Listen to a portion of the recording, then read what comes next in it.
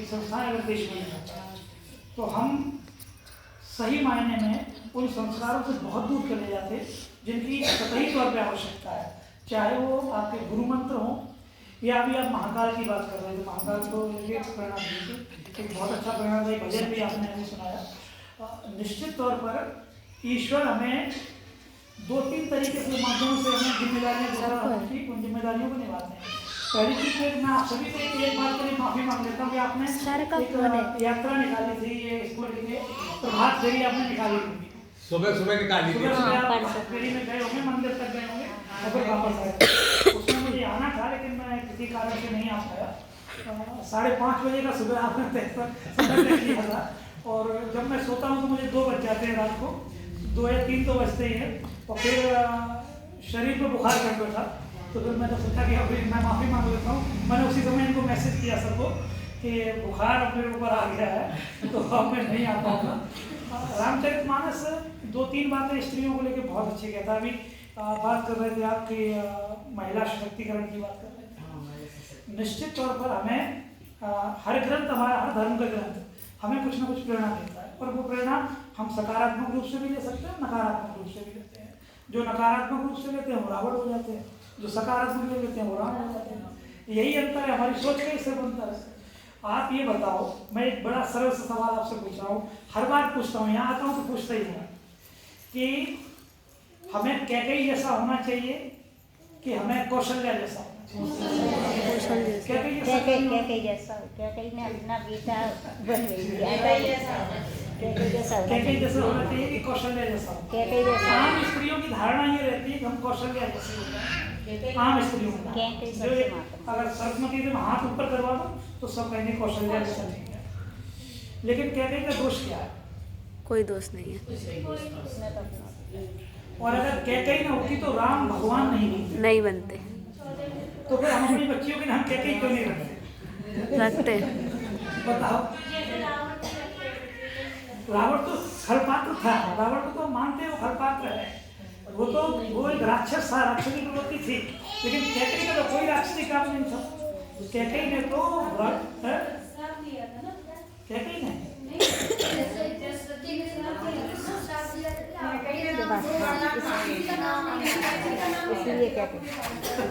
ये किसने श्राप दिया था?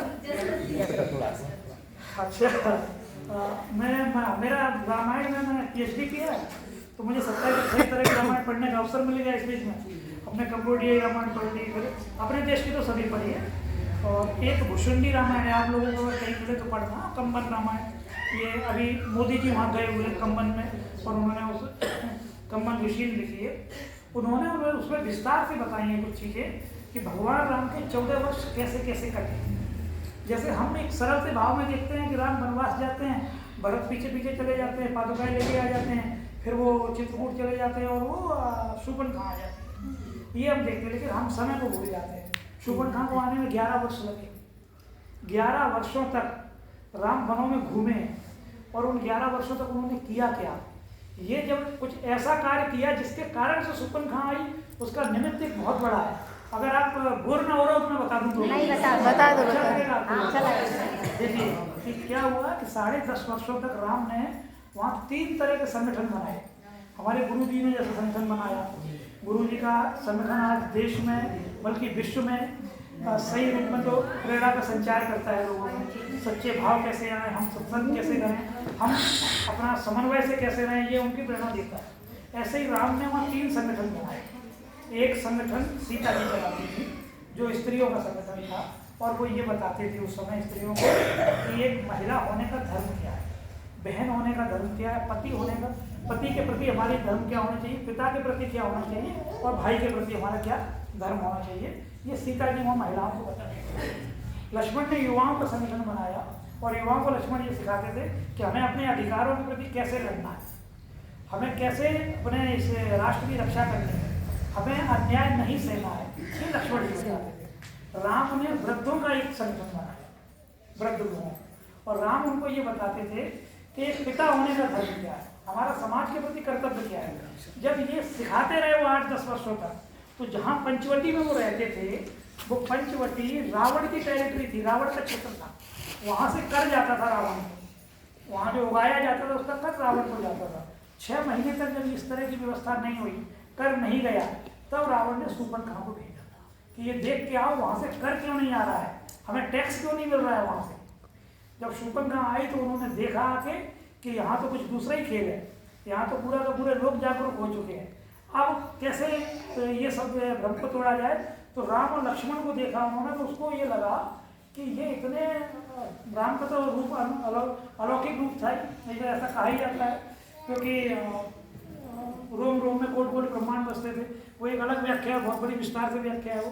तो जब उन्होंने शूर्पणखा ने राम को देख, सूप नखा, सूप जो नाखून जो थे वो सूप के जैसे थे, उसका सही शब्द है सूप नखा, लेकिन हम लोग शूर्पणखा कहते थे उसको, कई मुस्लिम ही कहते हैं कि हमारे परिवार की थी। तो सूप नखा जो थी, तो जब वो आई और राम को देख के भाव में हो गई, फिर उसने अपना परिचय जब राम को दिया है, गोस्वामी जी ने बड़ा अच्छा उसका वर्णन किया, परिचय दिया तो राम तुरंत समझ गए कि हमारे देश के नहीं। देखिए हमारा परिचय ही सब कुछ होता है, जैसे अभी आपने परिचय कराया, ये परिचय ही हमारा कृतित्व और व्यक्तित्व बताता है कि हमारा श्रेणी क्या है, हमारा जीवन पद्धति क्या है, हम किस धर्म को किस उसको मानते हैं, ये परिचय हमारा बता देता है।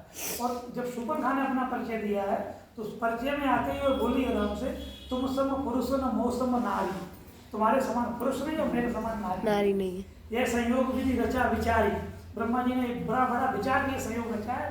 तो फिर ये परिचय देके थोड़े से और आगे बढ़ी और बोलती है कि तासे अवलग रहू कंवारी, मन माना कछु तुम्हें निहारी, तुम्हें देखा इसलिए मन मानेगा, इसलिए मैं अब तक कंवारी हूँ।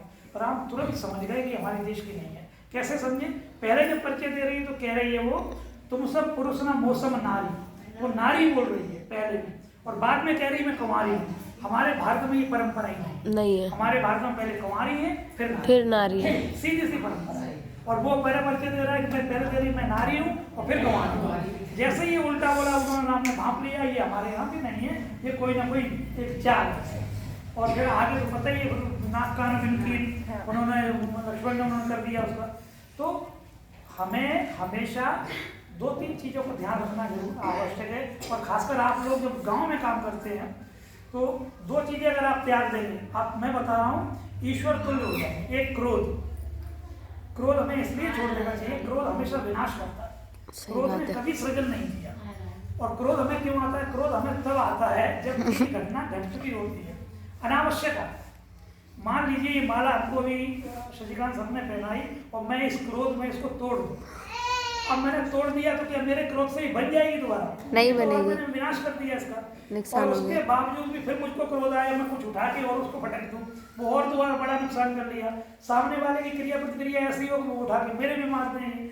मेरा कहने का आशय ये, क्रोध हमेशा नष्ट करता है, नाश करता है, क्रोध कभी सृजन नहीं करता। सही बात। स्त्रियों में क्रोध भाव होता है, होता है। ये भले न माने, लेकिन